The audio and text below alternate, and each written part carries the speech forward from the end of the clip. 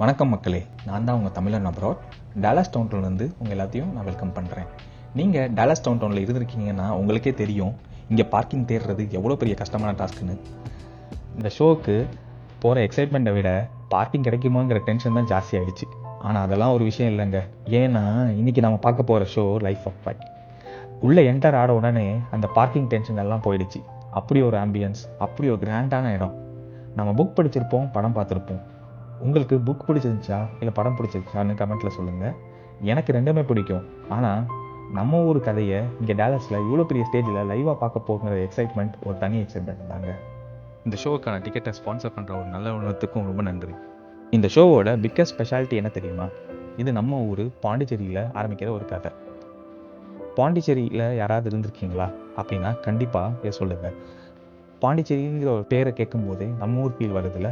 இங்கே இருக்கிற American audience முன்னாடி நம்ம தமிழ், இந்தியன் கல்ச்சரை, அந்த மார்க்கெட் சீன், அந்த ஃபேமிலி வேல்யூஸ் எல்லாம் அவ்வளோ அழகாக ப்ரெசென்ட் பண்ணியிருந்தாங்க.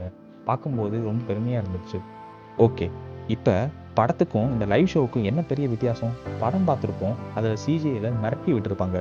ஆனால் இங்கே நடக்கிறதே வேற மேஜிக். ரிச்சர்ட் பார்க்கர் அந்த புலி சிஜியில் வரல, ஆனால் அது 3 பேர் சேர்ந்து ஆப்ரேட் பண்ணுற ஒரு பப்பட். நீங்கள் நம்பவே மாட்டீங்க. ஸ்டேஜில் பார்க்கும்போது அது ஒரு பொம்மைன்னே தோணாது.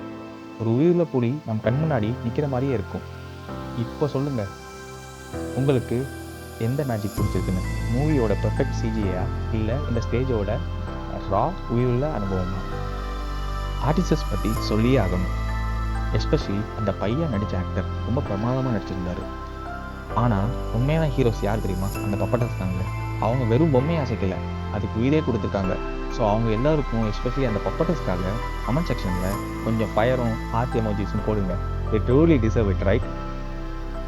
இது ஒரு மறந்துட முடியாத ஒரு அனுபவம் எனக்கு. லைஃப் ஆஃப் பையில் உங்களோட ஃபேவரட் மூமெண்ட் என்னன்னு அதையும் சொல்லுங்கள். இந்த ஷோ உங்கள் சிட்டிக்கு வந்துருந்துச்சுன்னா கண்டிப்பாக மிஸ் பண்ணாமல் பாருங்கள். இது ஒரு லைஃப் சேஞ்சிங் எக்ஸ்பீரியன்ஸாக இருக்கும். நான் ரியலி இதை என்ஜாய் பண்ணேன். இந்த வீடியோ பிடிச்சிருந்துச்சுன்னா கண்டிப்பாக லைக் பண்ணுங்கள், ஷேர் பண்ணுங்கள். நம்ம தமிழன் அப்ராட் சேனலுக்கு சப்ஸ்கிரைப் பண்ணுங்கள். அடுத்த வீடியோவில் சந்திக்கலாம். நன்றி. வரட்டா.